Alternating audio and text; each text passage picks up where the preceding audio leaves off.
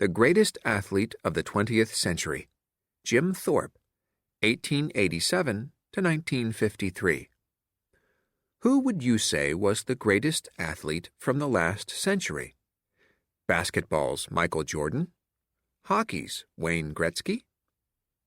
These record-setting superstars revolutionized their sports and deserve to be in the running for that #1 spot.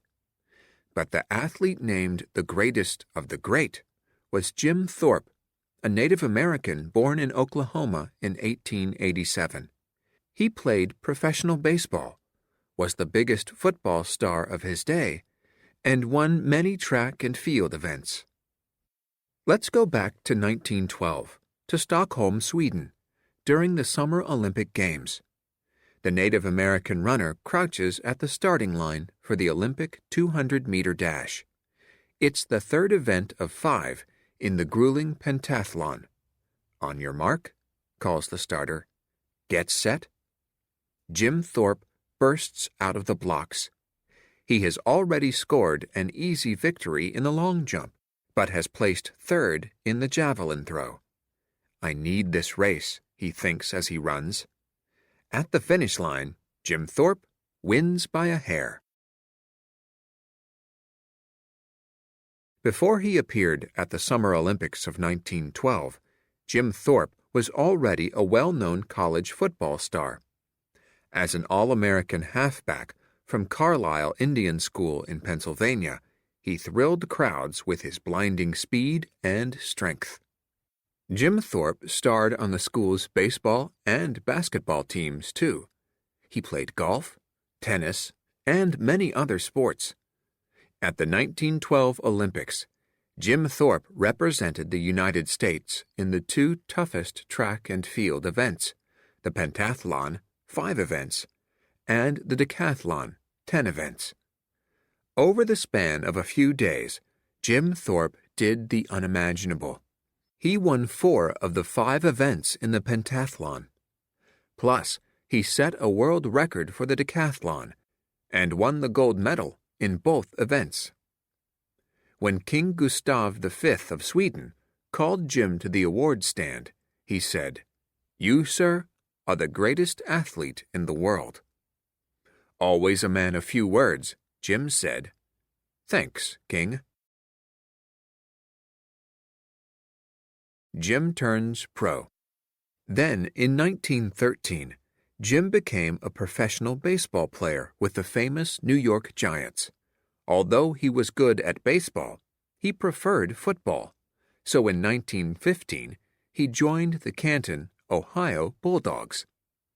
Jim led his team to 3 championships in 1916, 1917, and 1919. He also played baseball during the summer months. In 1920, Jim became the first president of the American Football Association, which later became the National Football League. Today, a statue of Jim Thorpe greets visitors to the Football Hall of Fame. It is a tribute to the greatest athlete of the 20th century. The Other Babe, Mildred Didrikson Zaharias, 1911 to 1956. Jim Thorpe may have been named the greatest athlete of the 20th century, but sports lovers might also consider another athlete. Mildred "Babe" Didrikson was an all-around athlete who dominated women's basketball, track and field, and golf in the 1930s, 40s, and 50s. She was a serious, rough-and-tumble competitor. No game she can't play. Babe's real fame was yet to come, and in a different sport, golf. She didn't pick up a club until age 21.